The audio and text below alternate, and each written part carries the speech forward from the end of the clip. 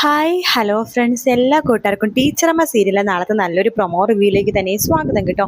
Channel ആദ്യമായിട്ടാണ് കാണുന്നുണ്ടെങ്കിൽ ഒന്ന് സബ്സ്ക്രൈബ് ചെയ്ത് ലൈക്ക് ചെയ്ത് സപ്പോർട്ട് ചെയ്യണേ. അങ്ങനെ നമ്മുടെ ഇഷ്ട പരമ്പര ക്ലൈമാക്സിലേക്ക് അടുത്തോണ്ടിരിക്കുമ്പോൾ വളരെ നല്ല ഭാഗങ്ങൾ തന്നെയാണ് കേട്ടോ പ്രൊമോയിലും കാണിച്ചിരിക്കുന്നത്. അങ്ങനെ കനിയാണെങ്കിൽ റെജിയെടുത്ത് പറയുന്നുണ്ട്, ആ മോഹൻ ഉണ്ടല്ലോ അയാൾ പരോളിൽ ഇറങ്ങിയെന്ന് പറയാണ്. പരോളിൽ ഇറങ്ങിയോ ഇത്ര പെട്ടെന്നോ? അതെ, ആ തമിഴത്തി ഭാര്യക്ക് സുഖമില്ല എന്നൊക്കെ പറഞ്ഞിട്ടാണ് അയാൾ ഇറങ്ങിയിരിക്കുന്നത്. എന്നിട്ട് അപ്പക്ക് എന്തെങ്കിലും കുഴപ്പമുണ്ടാക്കി അയാള്? കുഴപ്പമുണ്ടാക്കിയെന്ന് വെച്ചാൽ ഫോൺ വഴി എന്തോ ഭീഷണിയും കാര്യങ്ങളൊക്കെ നടത്തി. മിക്കവാറും നമ്മുടെ ചെറിയ ഇളയമേനെ കാണാൻ വേണ്ടി അയാൾ മിക്കവാറും മാധവത്തിലേക്ക് വരാൻ എല്ലാ ചാൻസും ഉണ്ട്. നമ്മുടെ കൃഷ്ണചന്ദ്രൻ സാർ അവിടെ ഉണ്ടല്ലോ. അതായിരിക്കും ഇപ്പൊ ആൾക്ക് പ്രശ്നം. അതന്വേഷിക്കാൻ വേണ്ടി തന്നെയായിരിക്കും ആള് പരോളിറങ്ങി വന്നത്. അതെ, അത് എനിക്ക് നന്നായിട്ട് അറിയാം. അയാളെ ഞാൻ കണ്ടു, പഴയ പോലെ നല്ല ഒട്ടും ആവതില്ല അയാൾക്ക്. നമ്മൾ രണ്ടുപേരും നമ്മുടെ രണ്ട് വലത് കൈ വെച്ചാൽ തന്നെ അയാൾ ഇടിഞ്ഞു പൊളിഞ്ഞ് നിലത്തേക്ക് വീഴും. പോലീസുകാരെ നല്ല ചാമ്പാണുള്ള ചാമ്പിയെന്നാ തോന്നുന്നത്. അതേതാൾ നന്നായി. കനി, നമ്മുടെ ഇളയമ്മേനെ അയാൾ ശല്യം ചെയ്യണം മുമ്പ് തന്നെ നമുക്ക് അയാളെ പൊക്കണ്ടേ, പൂട്ടണം. അതിനാണല്ലോ ഞാൻ റെജിയേട്ടനെ അന്വേഷിച്ചു വന്നത്. റെജിയേട്ടന് ഇപ്പൊ സമയം ഉണ്ടാവോ? അതിനെന്താ, ഞാൻ ഫ്രീ ആണ്. അല്ലെങ്കിൽ ഫിസിക്കലൊക്കെ കഴിഞ്ഞപ്പോഴേ ആ കൈത്തരിപ്പ് അല്ലെങ്കിൽ ആ ഒരു ബലവും ആ ഒരു ശൗര്യവും ഒക്കെ നമുക്ക് ആരുടെ മുമ്പിൽ ഇങ്ങനെ പരീക്ഷ നോക്കണ്ടേ, ട്രെയിനിങ് പോലെ. അത് കൊള്ളാം, അത് നല്ലൊരു ഐഡിയ ആണ്. അപ്പൊ നമുക്കൊരു കാര്യം ചെയ്യാം, ആദ്യത്തെ അടി തന്നെ നമ്മുടെ മോഹനങ്ങളിലാവട്ടെ. അത് കൊള്ളാം, ഞാൻ ഓക്കെയാണ്. എങ്കിൽ നമുക്ക് ഇപ്പൊ തന്നെ പോവാം, അയാളെ കയ്യോടെ പൂട്ടാം എന്ന് പറഞ്ഞുകൊണ്ടിരിക്കെ തന്നെ വീണയുടെ കോള് വരുവാണ്. ആ മോഹനൻ ഇവിടെ വന്നിട്ടുണ്ട് എന്ന് പറയാണ്. റെജിയെടുത്ത് കനി പറയണ്ട്, റെജിയേട്ടാ, നമ്മൾ അന്വേഷിക്കിടന്ന ആ വള്ളി ഉണ്ടല്ലോ, അതെ കാലി ചുറ്റി എന്നൊക്കെ പറയാറില്ലേ, ആ വള്ളിതെ കാലി ചുറ്റി ഇളയ മാധവത്തിലേക്ക് എത്തിയിട്ടുണ്ട്. മിക്കവാറും നമുക്ക് നമ്മുടെ കൈക്കുന്നൊരു പണിയാകും.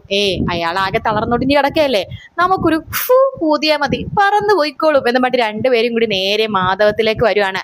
മോഹൻ അവിടെ എത്തിയേ ഉള്ളൂ കേട്ടോ. ആ സമയത്ത് തന്നെ റെജിയും അതുപോലെ തന്നെ കനിയും കൂടി എത്തുന്നുണ്ട്. പിന്നീട് നമ്മുടെ മോഹനെ തൂക്കി പിടിച്ച് പൊക്കി പുറത്തേക്ക് ഒറ്റ ഇടലാണ്. എന്നിട്ട് പറയുന്നുണ്ട്, ഇനി മേലാല് ഈ വീടിന്റെ പടിവാതിക്കൽ വന്നു പോകരുത്.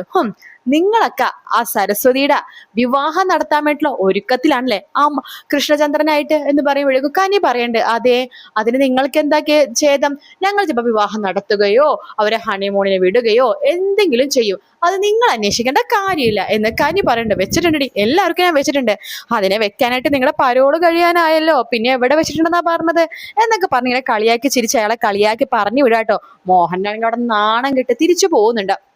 അതിനുശേഷം കാണിക്കണത് നമ്മുടെ കനി വീണെടുത്ത് കാര്യമായിട്ട് തന്നെ പറയണ്ട്, വീണെ, എനിക്ക് ഇതിനൊരു കാര്യം പറയാനുണ്ട്.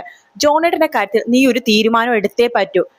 ഇന്ന് തന്നെ നിന്റെ തീരുമാനം അറിയിച്ചേ പറ്റൂ. അല്ലാന്നുണ്ടെങ്കിൽ ഞാൻ ജോണേട്ടനായിട്ട് രജിസ്റ്റർ മാരേജ് ചെയ്യും. എനിക്ക് അത്രേ പറയാനുള്ളൂ എന്ന് കനി പറയാണ്.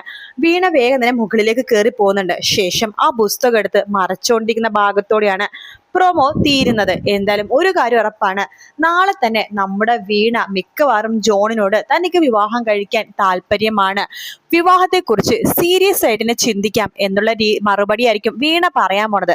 അത് ജോണിനും ഭയങ്കര സന്തോഷവും. അതിനുവേണ്ടി തന്നെയാണല്ലോ കനി ഇത്രയും നാടകം കളിച്ചത്.